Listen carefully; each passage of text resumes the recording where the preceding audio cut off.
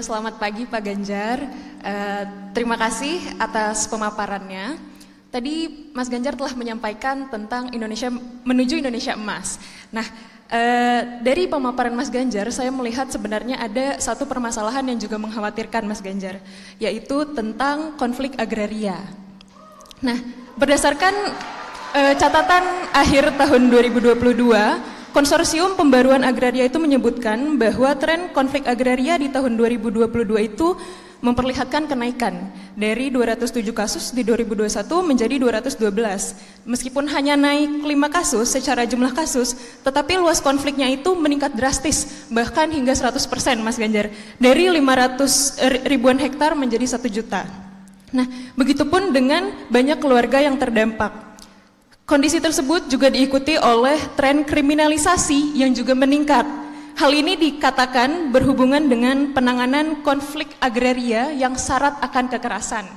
Nah, yang ingin saya tanyakan ke Mas Ganjar adalah bagaimana penanganan resolusi konflik yang dapat dilakukan oleh pemerintah, tetapi tidak hanya dengan memaksakan bahwa konflik ini harus selesai dengan memberikan bergain atau kompensasi, baik itu berupa insentif maupun punishment, tetapi dengan bagaimana pemerintah melihat akar permasalahan ini.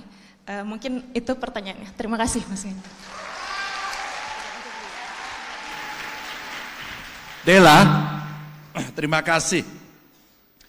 Dugaan saya kasusnya lebih banyak dari itu.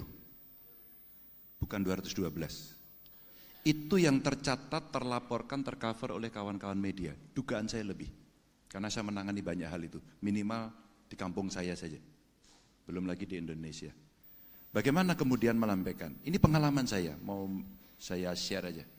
Kenapa konflik-konflik itu muncul?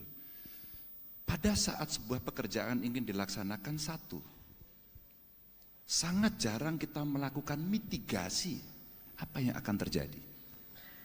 Dua, bagaimana kita penghormatan terhadap hak mereka. Ketika kemudian kita harus bertemu dalam arti memutuskan, dan ini harus, kalau saya pakai bahasa lebih kasar, diambil paksa oleh negara, apa yang kemudian mesti diberikan? Pasti kompensasi. Saya mengalami satu hal yang menarik, satu jalan tol lagi dibuat, saat itu bentuknya begini, lurus, Dela. Lurus. Lalu saya bilang, apakah Anda tidak melakukan mitigasi? Bahwa kalau dibuat lurus seperti ini, jaraknya jauh lebih pendek, tapi itu akan memotong sekian kampung dan rumah. Anda sudah analisis konfliknya seperti apa? Satu. Pak Ganjar punya usulan? Punya.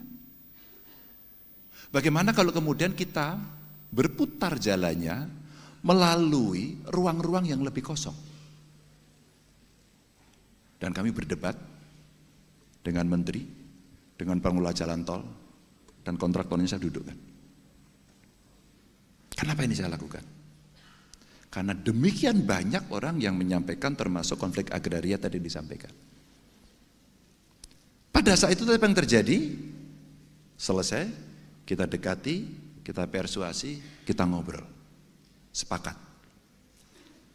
Dan beberapa hal kesepakatannya biasanya memang pada di harga. Kesepakatannya di harga. Dalam beberapa kesempatan juga sama. Ketika tidak ada pekerjaan mungkin ya harga tanahnya terlalu rendah. Tapi begitu ada pekerjaan harganya tinggi. Itu ya kondisi sosiologis biasa saja. Supply and demand saja. Terus kemudian mereka menegosiasikan itu. Pada saat itu terjadi kemudian akhirnya oke, diputuskan jalannya melingkar lewat laut. Ternyata di laut itu dulu daratan. Menarik kan? Pernah saya mendapatkan kuliah hukum agraria. Apa yang disebut sebagai tanah musnah? Ya kalau pasang surut nggak kelihatan. Ini udah nggak kelihatan. Kalau pasang pasti nggak kelihatan. Minimal surut nggak kelihatan.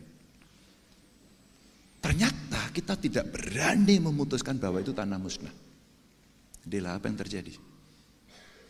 Hebatnya republik ini adalah orang punya hak dan dihormati.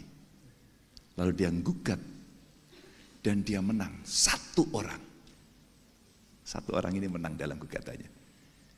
Yang menarik, saya sebagai eksekutor di lapangan, part of government, saya orang pemerintah. Saya langsung laporkan pada presiden, pada menteri, izin Pak, pekerjaan ini mundur 1 tahun. Oke. Itulah kondisi yang mesti kita terima bareng-bareng. Karena apa? Mitigasinya kurang. Pada saat itu apa yang terjadi adalah harga. Jadi agak berbeda adalah mungkin satu sisi terkait dengan itu hak saya, apalagi tanah ulayat, tanah adat yang seringkali diambil semena-mena, tapi sisi yang lain sebenarnya mitigasinya kurang. Kalau itu kemudian tanah akan diberikan, katakan kalau sekarang yang ramai di Rempang yang kemarin ya, ramai sekali. Bagaimana sih caranya? Itu tanahnya siapa? Dulu, ketika kebijakan pemerintah akan dilakukan dan kemudian pekerjaan mesti dilaksanakan, pokoknya iya aja deh.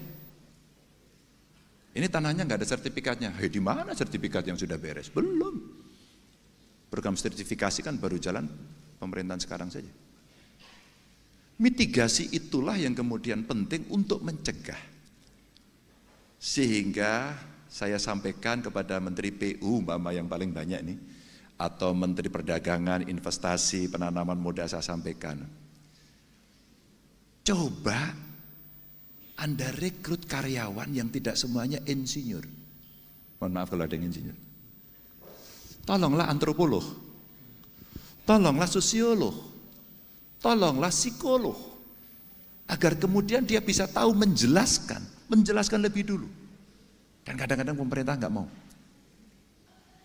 capek menjelaskan, udahlah pakai undang-undang pengadaan tanah aja. Makanya ceklek, begitu nggak mau, hukumnya berjalan.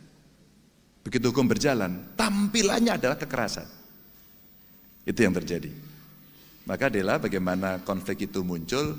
Hari ini sebenarnya tracknya sudah menuju.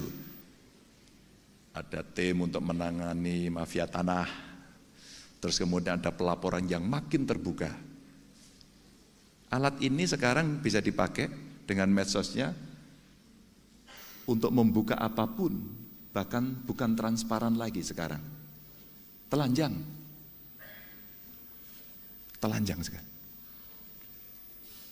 Maka kalau kemudian mitigasi itu bisa dilakukan, sebenarnya mencegah jauh lebih baik. Bahwa nanti ada konflik dan sebagainya, maka istilah kompensasi tadi yang disampaikan adalah proses ganti untung, tidak lagi rugi. Dari beberapa pengalaman yang pernah saya handle, setidaknya 4 masalah yang ada di Jawa Tengah, 1, ternyata pendekatan ini penting. Kawan-kawan aktivis, ilmuwan sosiolog, antropolog yang menjelaskan karakter di desa itu cukup bisa memberikan. Atau Thomas Toga, tokoh masyarakat, tokoh agama yang jauh dia sangat bisa dipercaya. Uniqueness ini seringkali tidak dilihat oleh pemerintah, seolah-olah semua bisa menyelesaikan lewat pintu depan. Gak sesuai, sikat bleh, gak bisa. Itu yang kemudian bisa dilakukan untuk melakukan. Kriminalisasi sering terjadi karena juga kita tidak terlalu mau bisa lebih cepat memproteksi hak rakyat. Maka saya katakan program sertifikasi yang hari ini dilaksanakan itu bagian bagaimana kita memproteksi dengan cepat. Maka kenapa kemudian digenjot?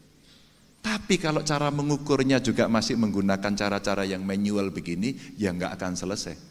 Istilah Pak Jokowi dulu waktu kita ngobrol, bisa percepat nggak? Kalau targetnya 1 juta bisa nggak 6 juta? Gila-gilaan aja ini targetnya. Ternyata ketika dipaksa semua mengatakan bisa. Semua mengatakan bisa. Teknologi dan peralatanlah yang kemudian bisa dipakai sehingga nanti masyarakat bisa mendapatkan hak dengan bukti kepemilikan yang sah, yang resmi. Baru setelah itu si orang itu akan punya hak yang bisa dibuktikan dengan sangat mudah. Maka pada saat itu kemudian tidak gampang dilakukan kriminalisasi. Dan resolusinya kalau sudah terjadi, tidak ada selain zona netral untuk mereka berembuk. Dan saya punya pengalaman itu. Berembuk, naruh orang 2 tahun. 2 tahun. Saya bilang tidak ada boleh kekerasan lagi. Institusi Anda nggak boleh lakukan lagi, Anda tidak boleh lakukan. Jangan ada orang masuk ke sana. Biarkan mereka bernegosiasi. Terus saya kirim para negosiator. Siapa mereka? Kalau boleh saya sebut semacam lobis. Dan itu kita praktekkan. Alhamdulillah selesai. Baik, terima kasih.